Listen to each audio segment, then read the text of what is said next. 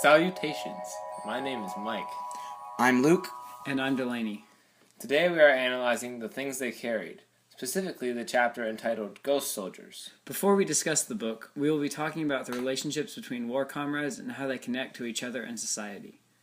The connection comrades make come about through the experiences they share. Do you know when you try to tell someone a story about something funny that happened to you, and the person doesn't think it's funny, and you say, "You had to be there"? Yeah, this is the same feeling that war comrades have after they have experienced a traumatic or scarring event together. The only way to fully understand what happened was to actually be there. Emotions that strong really cannot be conveyed through speech alone. One reason why so many veterans had a hard time adjusting to society is because nobody can fully understand what they went through. Even if we know every minor detail about a battle, we will never know what it was like to be there and what was going on in their heads at the time. That's why war buddies are so close. They know each other like no one else does. They see each other at their most vulnerable times.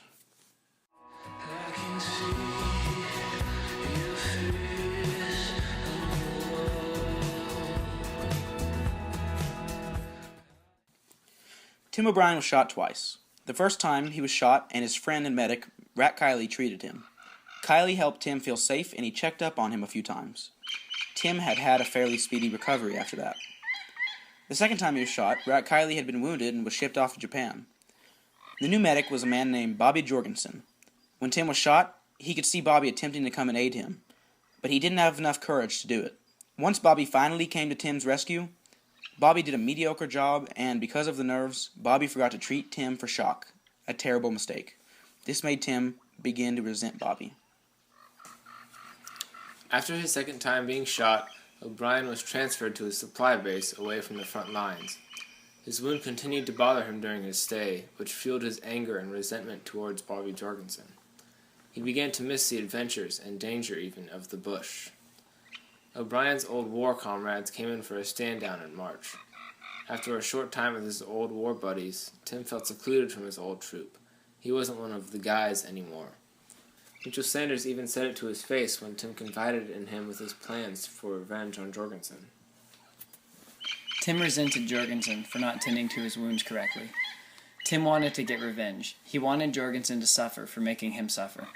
He decided to ask Azar for help in pranking Jorgensen. The prank started by making noises to freak Jorgensen out while he was on watch. Tim felt powerful being able to scare Jorgensen. The prank continued with flares, and Tim relished in Jorgensen's fear. However, Azar kept going despite Tim wanting to quit messing with Bobby. Tim felt ashamed, but Azar decided to throw more flares and toss smoke grenades. Azar then triggered a sandbag dummy, and Jorgensen began firing. Jorgensen found both of them, and Azar turned on Tim, kicking him and calling him disgusting. Tim and Jorgensen actually felt even and had no bad feelings for each other anymore.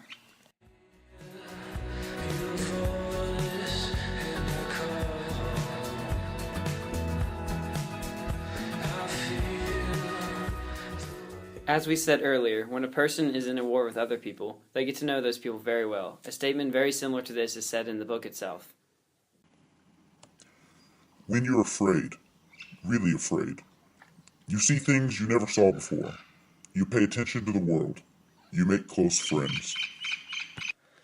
The fact that O'Brien wrote this lets us infer that this was the situation with him. Not only can we infer, we have the rest of the book leading up to this chapter to learn that he grows very close to all of them in his troop. The reason why this is relevant is because when Tim is shot for the second time and is no longer with his comrades, a new man takes his place. Jorgensen does. Essentially, Tim becomes jealous of Jorgensen and begins to resent him for that. Not only can we infer that O'Brien wants to be back with his comrades, there's a quote stating just that from the book. I envied him, all of them. Their deep bush tans, the sores and blisters, their stories, the in-it-togetherness. With this quote, we can now understand that Tim would do just about anything to get back with his troop. He missed everything about his troop and the experience of being in the bush. It sure is saying something if he envied their sores and blisters. He knows from experience that being out there has a lot of side effects, bad ones, but he doesn't care at all. He would rather be out there and be miserable rather than be in this facility. Even though he may not directly say it, Tim is mad at Bobby because of the fact that Bobby took Tim's place in the troop. And yes, technically he took the place of Rat Kiley, but Tim feels as though Bobby has replaced him. And yes, Tim is very mad at Bobby for messing up on his medic job, but his real reason for not liking him is that Bobby replaced him. Thing is, he's doing a lot better now. I mean, listen, the guy knows his shit. Say what you want, but he kept Morty Phillips alive. This may be the most crucial quote that proves the point that Tim hated Bobby not because of the injury, but because he took his place. This quote shows the reader that the rest of Tim's old troop has fully accepted Jorgensen. They even liked him. We see here that Mitchell Sanders is standing up for Bobby when Tim starts to diss him. He stands up for him and tells Tim that he's actually a good guy and a good medic, and he was just having a bad day the day that Tim was shot. Obviously, the statement is not going to make O'Brien happy, so this leads Tim to hate Jorgensen even more, and this also leads him to want to get retaliation on Bobby Jorgensen. People change. Situations change. I hate to say it, but you're out of touch. Jorgensen, he's with us now. And I'm not? No, I guess you're not. Tim's worst fear is kind of realized in this quote because his feeling of replacement and seclusion from the rest of the troop is actually confirmed by one of his former comrades. Whenever his comrades first came back, he kind of had the idea, maybe, that they were friends with Jorgensen now and that they accepted him. But once Mitchell Sanders actually said this, that's when he realized that he was out of it and Jorgensen was in. I hated him for making me stop hating him. Tim is unaware why he hates Jorgensen so much. He thinks he hates him for not tending to his wounds correctly, but in reality, he actually hates him because of the feeling that he has been replaced. He can't make connections with his comrades in the same way because he's just at the supply depot. He doesn't go out into the bush with them, and he just has to load up airplanes. I think that Tim just assumes that Jorgensen is a bad guy because of this one bad day that Jorgensen was having. But once Sanders tells O'Brien that he's a good guy and that they like him, Tim just can't really accept that. And he doesn't like the fact that they like him, and he's out now.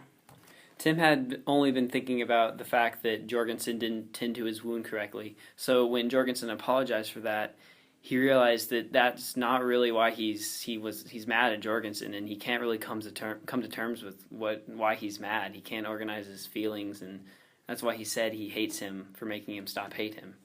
The best way for Tim to be able to, express himself, in a sense, was to play this prank on Jorgensen.